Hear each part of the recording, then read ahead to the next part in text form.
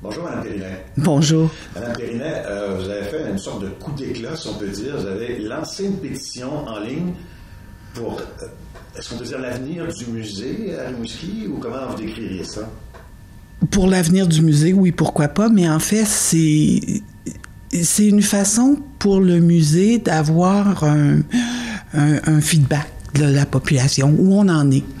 Il y a plusieurs raisons pour lesquelles on veut savoir ça. C'est rassurant de savoir que le musée est apprécié, que les gens disent oui, c'est important d'avoir un musée et que le musée de Rimouski fait son travail. Deuxièmement, c'est une façon aussi de dire aux gens qui nous soutiennent, la population est derrière nous. Il y a vraiment un besoin pour un musée. Le musée n'est pas dans une situation de luxe. Le musée a énormément de responsabilités. Le musée a un mandat mixte qui demande aussi plus d'expertise. Et le musée habite un bâtiment qui a 200 ans ou qui aura en 2024 200 ans. Donc, une responsabilité face à un bâtiment qui est dans un site patrimonial au cœur d'une ville qui est Rimouski. Donc, en résumé, que dit votre pétition? Notre pétition dit le musée va avoir 50 ans l'an 2022. Le bâtiment va avoir 200 ans l'an 2024. Le musée revise son mandat et se prépare à signer un plan stratégique. Le musée a des besoins spécifiques parce que la muséologie a changé. Et le musée veut entreprendre tout ça par étapes. Une mise à jour, une mise à niveau, puis aussi continuer d'avoir une gestion responsable face à ces responsabilités, que ce soit de gestion de bâtiment ou de programmateur d'événements et aussi face à sa responsabilité de musée, c'est-à-dire collectionner, constituer une histoire qui est un marqueur d'identité, marqueur de culture pour le Bas-Saint-Laurent. Est-ce que je fais un trop gros raccourci si je dis dans ce que vous dites, c'est on a pas assez d'argent? On dit ça aussi. Oui. On dit ça aussi. Il y a des besoins marquants. Toutes les institutions culturelles sont probablement dans notre situation. La culture est un peu dans notre culture un parent pauvre. Et je pense qu'il faut encore une fois souligner comment la santé d'une population, ça passe tant par la culture que par le système de santé et que par le système d'éducation d'ailleurs. Je pense que tout ça est lié et que quelque part, il y a un équilibre dans les choses qui se font. Pourquoi avoir lancé cette pétition maintenant? Parce que c'est le temps. Parce que aujourd'hui, quand ils vendent trop fort, le toit ondule sur le musée. Parce que l'hiver arrive et puis c'est difficile de faire monter le thermostat à plus de 18 degrés à l'intérieur du musée. Parce que c'est important, les portes sont rouillées, les portes sont pas isolées, les fenêtres ne font plus les fenêtres coupent pas le froid non plus. Puis, c'est un mur de 4 pieds de glace en hiver avec une isolation qui fonctionne pas. J'essaie de contrôler les coûts, mais c'est une façon aussi de contrôler les coûts. Prenons un exemple, là, vous dites que les murs sont frigorifiques. Ça coûte combien chauffer le musée régional ici? Ça m'a déjà coûté 52 000 $ par année. C'est une belle grosse facture d'électricité, mais je dois avouer, là, c'est pas juste le froid, c'est le fait que le musée doit opérer à température contrôlée, ce qui veut dire qu'il faut, en été, avoir un très bon système de ventilation et de climatisation. Il faut, en hiver, continuer à contrôler et amener le musée à un certain niveau d'humidité. Et ce qui est important dans tout ça, c'est la stabilité. Alors, il faut aussi un système qui est stable et qui nous permet de bien contrôler ça. C'est sûr que c'est plus onéreux qu'un système de chauffage résidentiel. Si c'était bien isolé, vous auriez moins besoin de climatisation et moins besoin de chauffer. Voilà, exactement. Donc, c'est un équilibre de choses, là. On comprend qu'ici, c'est pas comme dans une maison ordinaire où il y a des meubles, tout ça, vous avez des œuvres à conserver, c'est aussi une collection, donc l'important de maintenir la température. C'est aussi les normes muséales. Oui. Quand on travaille dans un musée, on doit respecter des normes muséales pour emprunter des œuvres, pour emprunter des expositions. On doit fournir des documentations graphiques produites par nos hygrothermographes qui démontrent que la température est stable, que notre taux d'humidité est très stable aussi. Donc, c'est lié à tout ça, là. C'est donc une question un peu plus complexe, effectivement, que le résidentiel. Oui. Bon, alors, prenons toujours ça morceau par morceau, là. Si demain matin, vous deviez refaire l'isolation du musée régional de Rimouski, savez-vous combien ça coûte? Non, j'en ai aucune idée. Je sais que c'est un gros investissement, trop gros pour moi. On parle pas de millions, mais peut-être. J'en ai aucune idée. Il faut ouvrir les murs, il faut refaire l'isolation. Mais il y a des systèmes, je veux dire, le ministère de la Culture et des Communications nous permet de déposer une demande pour soutenir Mais ce soutien-là, il se fait pas tout seul. Ils vont contribuer, je sais pas moi, jusqu'à 50% ou même peut-être 70%. Et nous, on a la responsabilité de trouver les sous pour combler le budget. C'est pas gratis. Une subvention, c'est un soutien, mais c'est un soutien partagé. Et bon, on peut aller au fédéral aussi, mais même à ça, il faut participer. Il faut donc que la communauté démontre l'appui au musée. Bon, alors là, cette pétition en ligne, elle est démarrée depuis quelle date, là? Ça va faire 48 heures, là, qu'elle est partie. Donc, on l'a lancée mardi. Voilà. Et quel résultat vous obtenez?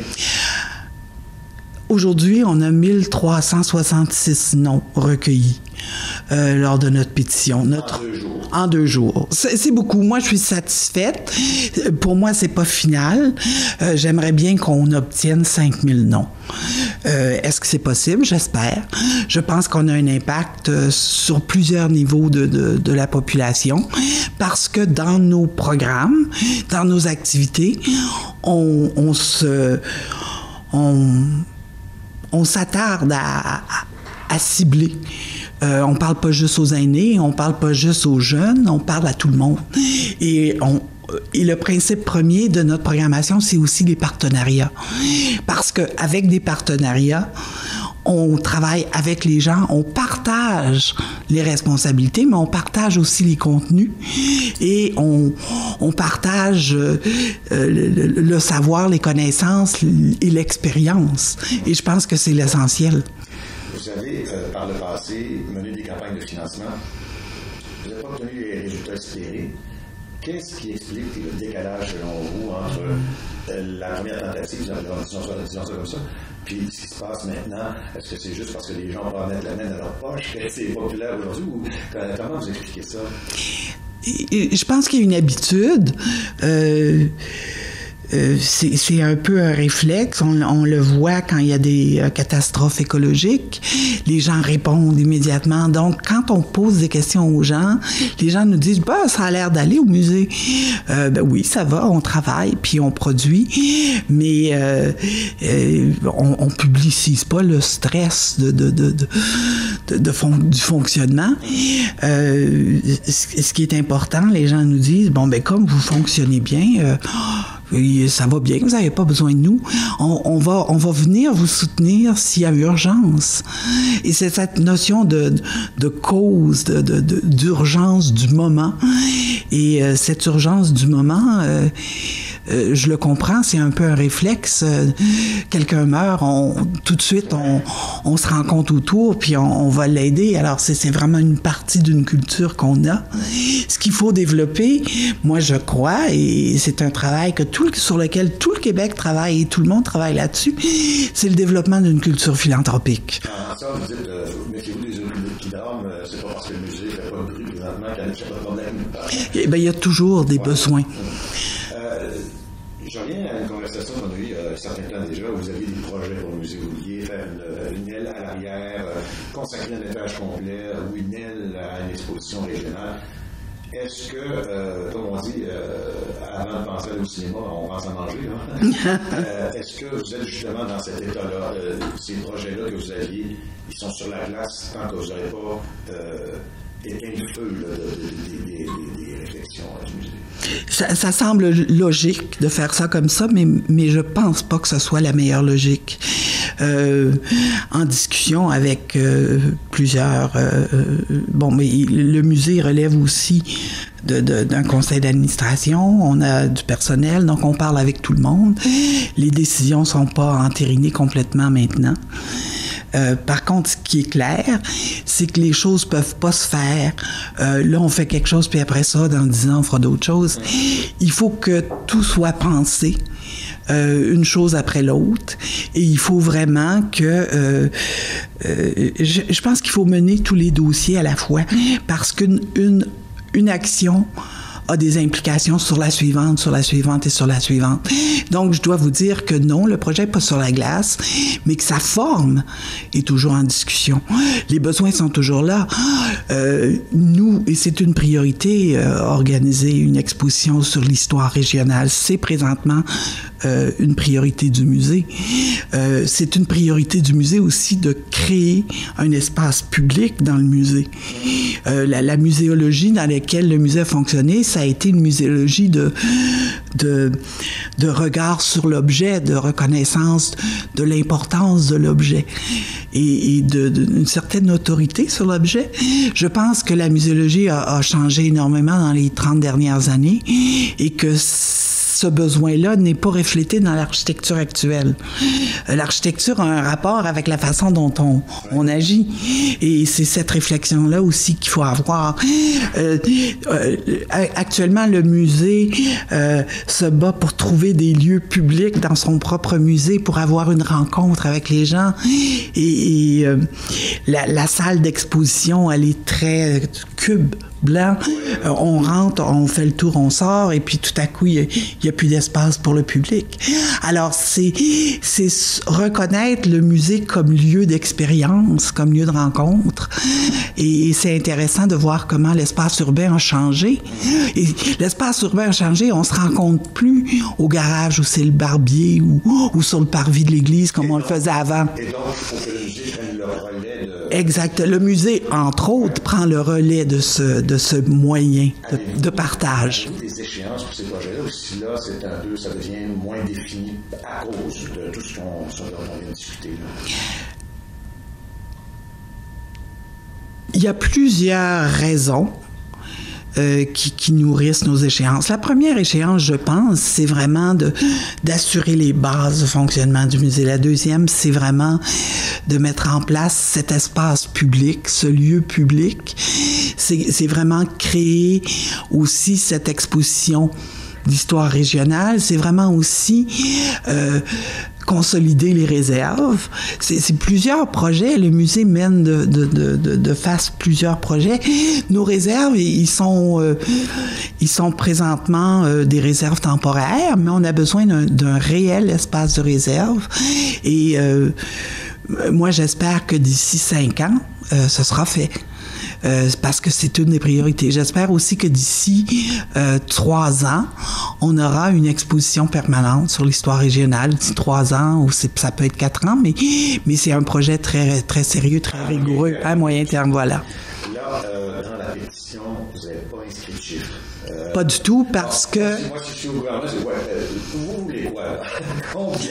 Ah, moi, c'est ce que je dis, c'est qu'une pétition, c'est un élément de tout un document qu'on va élaborer. La première étape, c'est montrer qu'il y a un soutien, mais la deuxième étape, c'est élaborer une demande et la préciser. Donc, la pétition, c'est un document. Après ça viendra tout le reste. Mais il faut commencer, il faut être prêt à dire aux gens, on a besoin de votre appui, on a besoin que vous disiez, le musée a une place dans notre vie, le musée, j'y tiens. Et oui, je vous le dis, je signe et je partage. Et je pense que c'est la première étape. La deuxième étape, ce sera sûrement, et c'est quelque chose auquel on pense, c'est contacter les autorités au ministère qui peuvent nous aider, et c'est soumettre une demande d'aide et préciser cette demande d'aide-là, mais le préciser en disant le musée est un organisme rimouskois qui travaille et qui obtient le soutien de sa population et qui contribue réellement. Si vous êtes obligé de faire une pétition comme celle-là, c'est parce qu'on ne vous entend pas assez, on ne vous écoute pas assez, passe la direction de bout. Je pense que on entend parler beaucoup des activités du musée. Oui. Pardon. On entend parler beaucoup des expositions, mais très rarement le musée dit, écoutez, le musée, on a des besoins, on fait beaucoup de choses, puis on espère que vous êtes là aussi pour nous soutenir, et je pense qu'il faut le dire une fois de temps en temps. Donc là, vous visez 5000 signatures. Vous donnez combien de temps pour arriver à ça? Ben, je me donne 2 semaines. 5000 signatures en 2 semaines, on rappelle qu'il y en a peut-être pas loin de 1500 dans 2 jours. C'est pas si mal, je pense qu'il y a peut-être un bout de chemin fait. Puis là, après ça, la pétition, vous la prenez, vous allez directement au ministère de la Culture? Non, je travaille sur un document ou je travaille sur une stratégie avec avec les autorités du musée pour confirmer notre stratégie qui est déjà en élaboration, et après on déposera ce document-là au ministère et peut-être même ailleurs, parce que le soutien, c'est pas juste non plus l'État. Ça peut être des commanditaires, ça peut être aussi le fédéral, ça peut être aussi, je pense que des donateurs, des fondations. Alors, il faut vraiment voir l'enveloppe dans toute sa réalité. C'est quoi le budget du musée? Le budget pour une année, c'est plus ou moins 660 000 $. Oui. C'est le budget d'une année. 680 000 $, disons. Puis là, quand on dit une facture d'électricité de 50 000 à peu près, dans certaines années, oui. C'est presque 10 %. C'est beaucoup. C'est beaucoup, puis il ne faut pas oublier que pour faire fonctionner un musée, les frais sont d'abord des frais de ressources humaines. Et ce sont les employés, le musée. C'est les employés qui inventent les projets, les programmes. On fabrique pas des gadgets, on fabrique des expositions, on fabrique des programmes en éducation, on fabrique des programmes en médiation, puis on assume les frais de la gestion de collection. Et puis on paie des cachets d'artistes, et puis on soutient les gens qui travaillent avec nous. Et donc, la facture d'entretien, est-ce que vous la connaissez? Vous savez dans quelles allons chercher? Écoutez, c'est pas compliqué. La politique du musée est très transparente. Le rapport annuel est sur notre site web, et dans le rapport annuel, vous avez les états financiers, vous avez tous les rapports annuels des dernières années, et vous avez même des statistiques. Alors, on est très, très clair. Le contrôle des dépenses d'administration diminue d'année en année. C'est sûr qu'il y a des augmentations à chaque année dans les frais. Il y a des augmentations. Les budgets d'exposition, ce ne sont pas des budgets fixes parce que on est lié à des frais qui varient constamment. Transporter une sculpture qui pèse 1000 livres, ça coûte pas mal plus cher que de transporter 8 photographies qui pèsent chacune 25 livres. Alors, et si l'artiste habite à Montréal plutôt qu'habiter à Kamouraska, c'est aussi des frais différents. Alors, et la programmation, elle n'est pas basée sur le poids ni sur le lieu de départ. La programmation est basée sur sa pertinence, sur sa cohérence, sur ses concepts, sur ce que l'œuvre représente. Et même si notre mandat, c'est aussi de regarder la production régionale, ben nos artistes, souvent, ils habitent à Montréal, même s'ils viennent de Rimouski. Alors, c'est même pas une question de mandat, c'est une question aléatoire le Canada, c'est grand. Oui, c'est bien qu'on puisse dire. Donc, Mme Périnet, on va surveiller ça d'ici 2 semaines, le résultat de cette pétition que vous avez lancée pour lever un panion, disons, sur l'état du musée et la nécessité de financer son entretien. Voilà. Merci beaucoup. Merci beaucoup. Au revoir.